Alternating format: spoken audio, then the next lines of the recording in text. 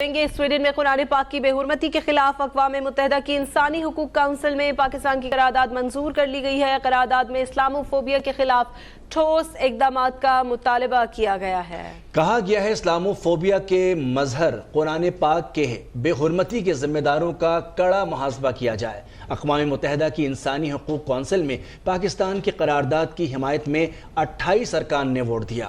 امریکہ، برطانیہ، فرانس اور جرمنی سمیت 12 ملکوں نے قرارداد کی مخالفت میں ووٹ دیا اور 7 ارکان نے رائے شماری میں حصہ نہیں لیا۔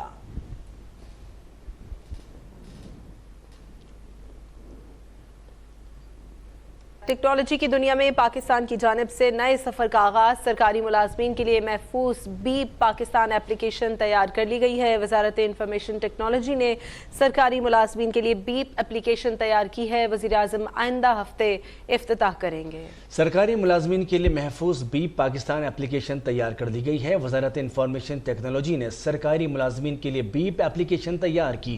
وزیر اعظم شہباز شریف آئندہ ہفتے بیپ اپلیکیشن کا افتتاح کریں گے۔ ذرائع کے مطابق بیپ اپلیکیشن 41 وفاقی وزارتوں اور محکموں میں استعمال ہوگی۔ حکام وزارت انفارمیشن ٹیکنالوجی نے کہا ہے کہ Beep application social media platforms کا متبادل ہوگا۔ اپلیکیشن کے استعمال سے سرکاری دستاویزات، آفیشیل راز محفوظ رہ سکیں گے۔ اپلیکیشن میں audio video link, document sharing اور ویڈیو کانفرنسنگ کی سہولت ہوگی۔ بیپ اپلیکیشن پر ڈیٹا سائبر حملوں اور بیرونی مداخلت سے محفوظ ہوگا۔ پری لانچنگ کے بعد سرکاری ملازمین اس اپلیکیشن کو استعمال کر سکیں گے۔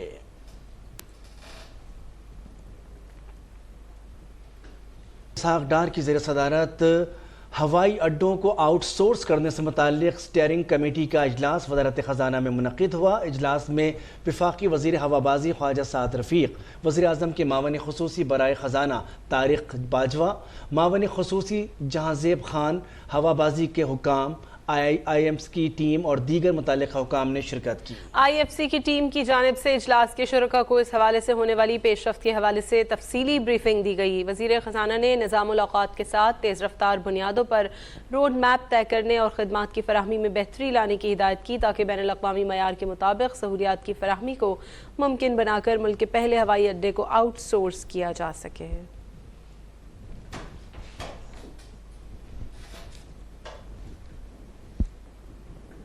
امریکی جریدے بلوم برگ نے کہا ہے کہ I M F staff level معاہدے سے پاکستان کی فنڈنگ بہتر ہوئی ہے۔ I M F staff level معاہدے سے پاکستان کا ڈالر بانڈ 27% بڑھا ہے۔ بلوم برگ کی رپورٹ کے مطابق پاکستان کو مالی سال 2024 میں 23 ارب ڈالر ادا کرنے ہیں۔ پاکستان کی ادائیگیاں اس کے زر مبادلہ کے ذخائر سے 6 گنا زائد ہیں۔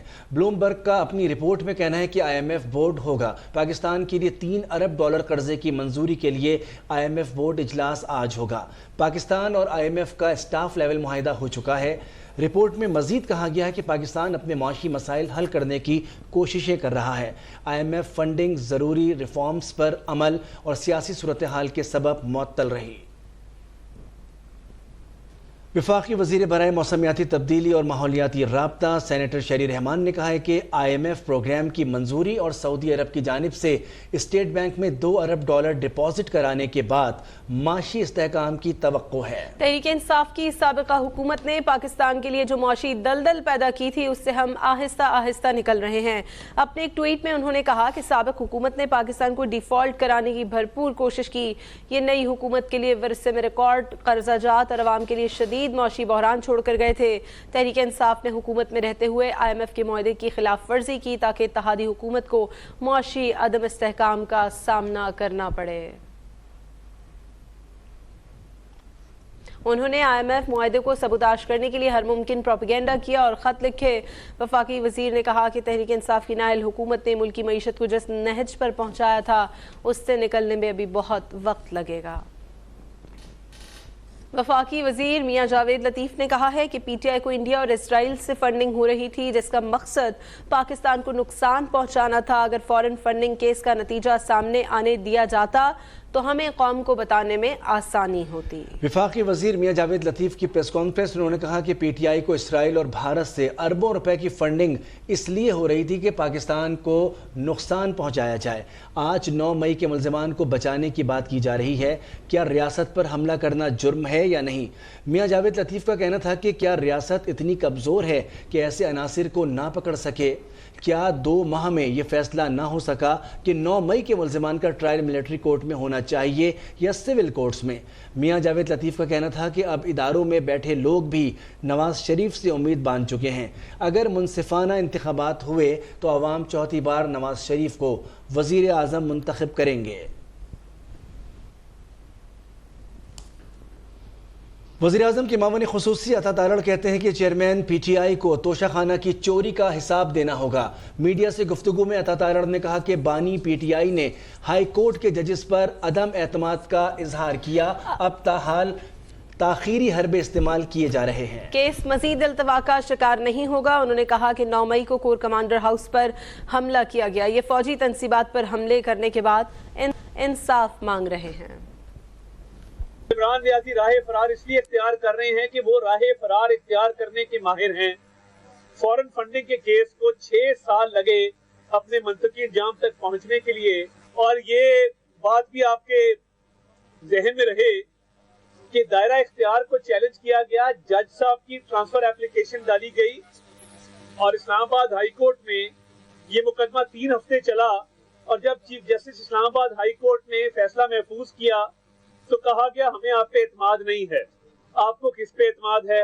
آپ کو کیا تب اعتماد ہوگا جب گھر آ کے آپ کی بریت کی چٹ آپ کو جج صاحب دے دیں گے؟ چوری کی ہے، جواب تو دینا ہوگا۔ آپ شیلڈوں کے سار میں آئیں، آپ ٹوپی پہن کے آئیں، آپ ٹوپی کے اندر بیٹھ کے آئیں، مگر عدالت میں آپ کو آنا ہوگا۔ توشہ خانہ کی جو چوری کی ہے اس کا جواب بھی دینا ہوگا، اس کا حساب بھی دینا ہوگا۔ یہ مقدمہ تاخیر کا شکار نہیں ہو سکتا۔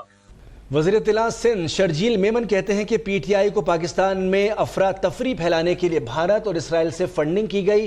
اسرائیل سے آنے والے بیان کے بعد صورتحال واضح ہو گئی ہے۔ انہوں نے کہا کہ چیئرمین پی ٹی آئی کو اسرائیل کی حمایت حاصل ہے، اسی لیے اسرائیل کھل کر ان کی حمایت کر رہا ہے۔ پاکستانی عوام کی آنکھیں اب کھل جانی چاہیے۔ اب chairman P T I foreign funding case میں سزا سے نہیں بچ سکتے۔ اسرائیل کا وہ ایجنٹ، اسرائیل کا وہ ٹاؤٹ، اسرائیل کا وہ پیادہ جس پہ انہوں نے برسا برس انویسٹمنٹ کی، اب وہ پھنسنے جا رہا ہے پاکستان میں، قانون کے شکنجے میں آنے۔ وہ اب اس کی تمام چیزیں کھل چکی ہیں، اس کی تمام بدماشیاں سامنے آ چکی ہیں، اب وہ پھنسنے جا رہا ہے۔ اب بلی تھیلے سے باہر آ گئی ہے، اب وہ کھل کر حمایت کر رہے ہیں، وہ کھل کر تحریک انصاف کے چیئرمین کے لیے سامنے آ گئے ہیں۔ تو اس سے پاکستان کی عوام کی آنکھیں اب 100% کھل جانی چاہیے، میں سمجھتا ہوں کھل گئی ہوں گی۔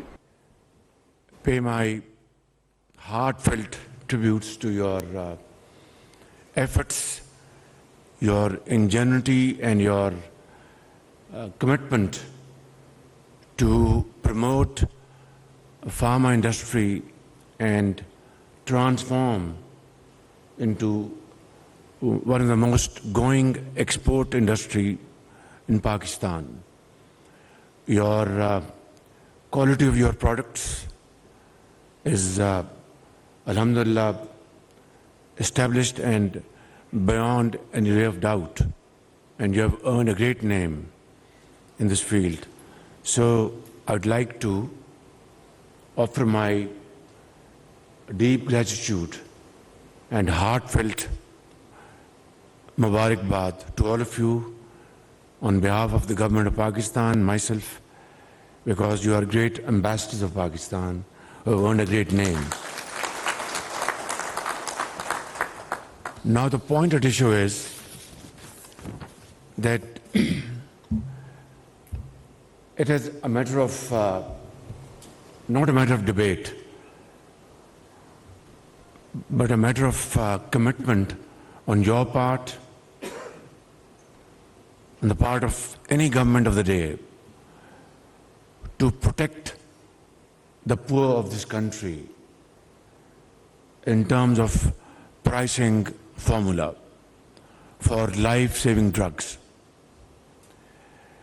And now there is inherent contradiction, and I appreciate that because of a rising trend of inputs, their cost, the prices, obviously, cost of production has gone up, and it has a direct confrontation with the protection of the poor in this country in terms of important life-saving drugs. But that does not mean that the government of the day should ignore your pressing demands and valid challenges. Government of the day has to obviously protect the poor on one hand and also ensure that the industry is in a stable condition and does not suffer for undue delays in terms of decision making. That is one of the main reasons I constituted this committee, and this committee had extensive discussions with you. Some of you sitting here met me individually and collectively, and I'm very grateful to my team, Finance Minister Ishaq Dar, Health Minister, Commerce Minister and Minister for Industries and others, to have resolved this issue to a large extent.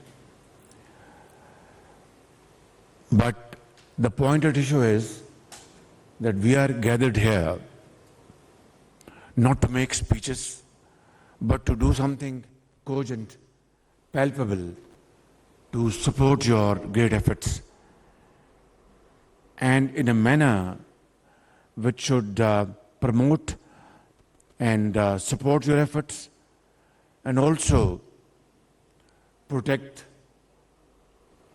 the needy and the helpless.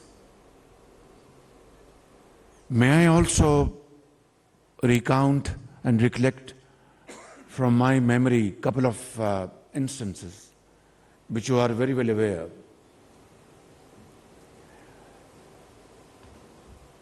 Back in 2016, when I was serving as the Khadim of Punjab, I had decided, and you know it very well,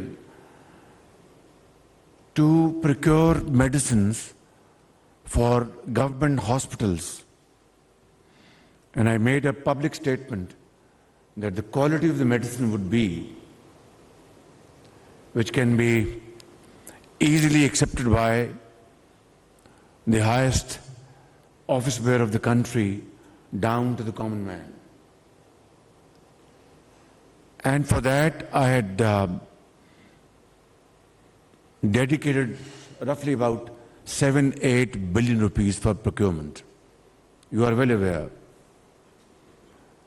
We went for a very transparent procurement mechanism, and companies were pre-qualified, obviously, because we didn't want spoilers to spoil the entire effort. And as a result of that, there was hue and cry, I know. But as a result of that, we were able to select 16, 18, 20 companies. This is my memory, I hope I'm not wrong. And then, ladies and gentlemen, we went for this bidding process. And then those companies who had qualified for those procurements, their samples were sent abroad, as well as यहाँ की lab का क्या नाम है जो federal government में होती है? ना उसका वो एब्रिविएशन क्या है उसका? No. There's a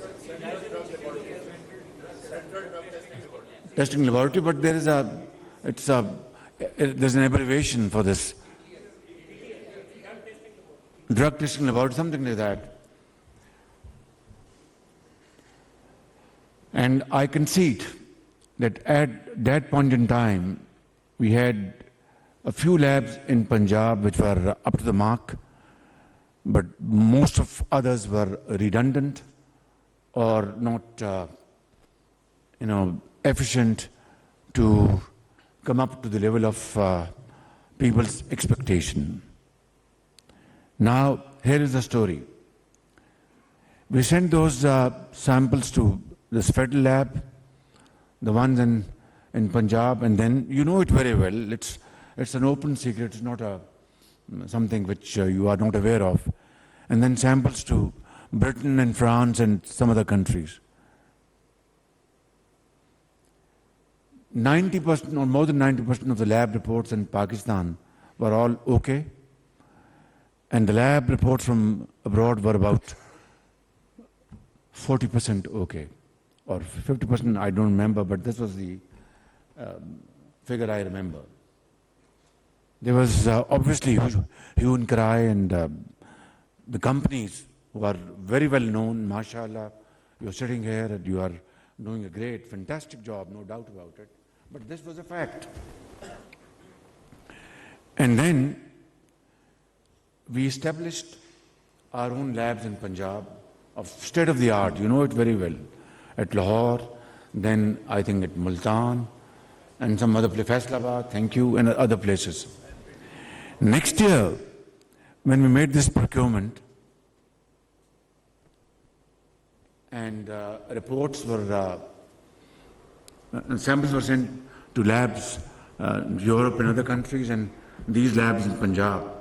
Alhamdulillah, I'm telling you, reports, samples had exactly the same report as international reports. So I salute your hard work. I salute your wonderful contribution, and those labs which were established in consultation with a British company. I remember I visited their head office in London as well, out of London.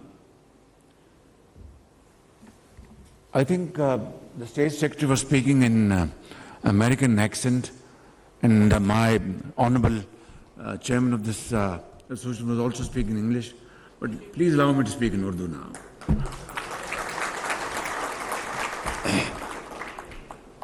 तो मैं आपको, sorry, I hope you understand Urdu very well.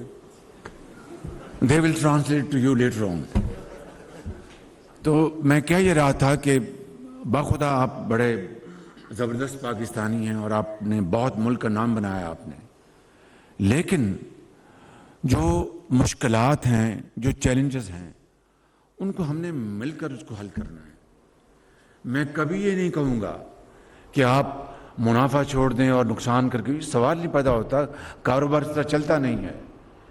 आप profits कमाएं, जो आपका हक है वो आपका, आप रिस्क लेते हैं, यू आर ग्रेट एंटरप्रेन्योर्स.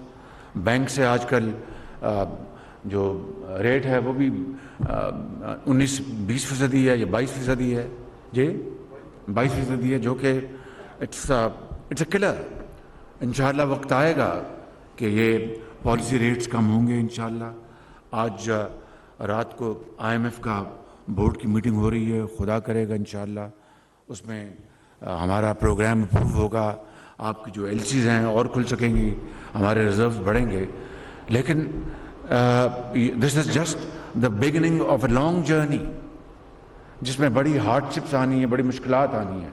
उसमें हम दोनों ने, जो भी हुकूमत वक्त होगी, सियासतदानों ने, कारोबारी हजरात ने, आपने और मुल्क के तमाम इदारों ने मिलकर इस मुल्क को बनाना है. इसके लिए मैं आपकी बात मैंने बड़े गौर से सुनी है. मैं एक कमेटी आज भी बनाने को तैयार हूँ, ताकि जो आपका जो एक्सपोर्ट का जो पोटेंशियल है उसको हम किस तरह और उसको बढ़ाएं, उसको एक्सपैंड करें. आपके जो जेन्युइन जो आपके चैलेंजेस हैं उनको हम किस तरह हल करें. लेकिन अंग्रेजी में वो कहते हैं it takes to to tango. हज़रत मौलाना बैठे हैं, मैं दूसरा कह देता हूँ कि ताली दो हाथों से बजती है. तो मैं ये समझता हूँ कि आप अगर बड़ी अर्क-रेज़ी से बैठ कर हुकूमत के साथ इन मामलात को डिस्कस करें, मैं आपको यकीन दिलाता हूँ जो आपने مطالبات پیش کیے ہیں. انشاءاللہ ہماری حکومت کی آئینی مدت ختم ہونے سے بہت پہلے ہم یہ معاملات حل کر لیں گے اور آپ کو ہم یہ انشاءاللہ ضرور. لیکن اس میں آپ کو بھی بڑھنا ہوگا. میں جب پیرس میں ملا IMF کی MD کو تو اس نے کہا کہ prime minister there is a big gap between our asks and what you are prepared to undertake those steps. تو میں نے کہا کہ yes, we are going to step forward and try to come to a meeting point. لیکن آپ بھی اس میں آگے بڑھیں. اس نے کہا پہلے تو اس نے کہا یہ ہو نہیں سکتا, فلاں لمبی بات تھی. لیکن بعد میں جب برف پگھلی تو الحمدللہ معاملہ سلجھے. اور پھر دیکھا, میں آپ کو بڑے خلوص دل سے بتا رہا ہوں کہ اس پروگرام میں یہ کوئی مٹھائی بانٹنے کا یہ موقع نہیں ہے. آپ جانتے ہیں IMF کی جو کنڈیشنلٹیز ہیں وہ جکڑ کے رکھا ہوا ہے ہماری اکانومی کو. یہی ان کا ماڈل ہے پوری دنیا میں. لیکن آج ہمیں صبر کے ساتھ ہمیں اس کو ایکسیپٹ کرنا ہے اس وقت کے لیے کہ آپ مل کر ہم سب محنت کر کے اصرار اور قربانی کے ساتھ پاکستان کو خوشحالی کی طرف ہم لے جائیں. اور یہ انشاءاللہ ناممکن نہیں ہے, ممکن ہے, لیکن اپنا مشکل ضرور ہے. دنیا میں کوئی بھی چیلنج ہوتا ہے اس کے ساتھ اپرچونٹی ہوتی ہے. تو میں آپ کو بتا یہ رہا تھا کہ پھر اللہ تعالیٰ نے کیا, فائنانس منسٹر نے دن رات محنت کی, ان کی ٹیم نے کئی دن, ہمارے جو سفارتی سطح پر ہمارے جو فارن منسٹر ہیں انہوں نے بڑی کاوشیں کی. کل جو $2 ارب جو آیا ہے یہ خالصتاً, یہ میں آپ کو بالکل یہ بات دیکھیں, ہم اگر بات کو لاکھ چھپائیں گے تو چھپتی نہیں ہے. سچ جو ہوتا ہے وہ 100 سال بعد بھی سامنے اونٹ کر آتا ہے. جھوٹ بھی اس طرح نہیں چھپ سکتا. وہ بھی کبھی اپنا آپ بہت کوئی سینسٹیو بات ہو تو کانوں میں بات کریں گے, لیکن پتہ ہر ایک کو ہوتا ہے کہ معاملہ اصل ہے کیا, حقیقت کیا ہے بالکل. تو میں آپ کو یہ بتا رہا ہوں کہ $2 ارب جو آیا ہے یہ خالصتاً یہ ہمارے جو نئے آرمی چیف ہیں جنرل عاصم منیر, ان کی خالصتاً ان کی کاوشوں سے آیا ہے کل, اور $2 ارب جمع ہوا ہے. کہنا یہ چاہتا ہوں جہاں پر میں ملا ہوں MD IMF کو پیرس میں, بڑی ہم نے محنت کی, سیاسی محاذ پر بے پناہ محنت کی, میں نے بتایا آپ کو. لیکن اگر میں یہ کہوں جناب میں نے وہ بھی تیر مارا تو آپ کہیں گے یہ کیا ہمیں رام کہانی سنا رہا ہے. یہ قوم تبھی آگے چل سکتی ہے, آگے بڑھ سکتی ہے with unity of thought and action. اپنے اپنے دائرے میں رہ کر اگر ہم محنت کریں گے اور آگے بڑھیں گے تو بخدا یہ پاکستان چند سالوں میں آپ اپنی محنت سے اس کو آپ وہاں پر پہنچا دیں گے جہاں پر پہنچنے کا اس کا حق ہے. آج صبح میں نے ایک تعلیمی سیمینار میں نے یہ بات کہی تھی کہ مڈل ایسٹ میں وہاں پر اللہ نے ان کو تیل دیا ہے, اور اللہ کا شکر ہے ہمارے وہ برادر ممالک ہیں. ہمیں اللہ تعالیٰ نے آپ جیسے ذہن دیے ہیں, آپ جیسے کاروباری لوگ دیے ہیں جو کہ دن رات کام کرتے ہیں, محنت کرتے ہیں اور ملک کے لیے آپ اربوں ڈالر کماتے ہیں. زمین ہے زراعت کے لیے, معدنیات ہیں جہاں پر کھربوں ڈالر جہاں پر وہ دفن ہے. IT ہماری ٹیکنالوجی جو ہے آپ جانتے ہیں, we have a youth bulge. ہماری جو نوجوان جو پود ہے وہ 60% یہ پاکستان کی آبادی کا, ان کو ہم ہنر سکھائیں, information technology, vocational training skills دیں, اور پھر ان کو ہم باہر بھجوائیں. یہ ملک جو ہے یہ ہمارا جو اللہ تعالیٰ کے فضل و کرم سے یہ ایک افق پر ایک نیا ملک بن کے آئے گا, لیکن باتوں سے نہیں, عمل سے اور محنت سے. میں صرف زیادہ I'm not here to deliver a sermon or a lecture. میں صرف آپ کی خدمت میں یہ کہہ رہا ہوں کہ آپ ہمارے بہت ہی محترم آپ سرمایہ کار ہماری کمیونٹی بیٹھی ہے فارما سے. میری آپ سے گزارش ہے کہ غریب آدمی کا آپ خیال رکھیں, اس کی دوائی کا. حکومت جو ہے وہ انشاءاللہ آپ کے تمام جائز مطالبات ماننے کے لیے میں حاضر ہوں. اور آج ہی میں کمیٹی جو کانسٹیٹیوٹ کر دیتا ہوں جو انہوں نے بتایا ہے, 2 ہفتے کا ہم ٹائم رکھتے ہیں. آپ بھی کوشش کریں, ہم بھی کوشش کریں گے 2 ہفتے میں ان مطالبات کو ہم منظور کر کے جو جائز ہیں ہم آگے بڑھیں اور پاکستان کو آگے بڑھائیں.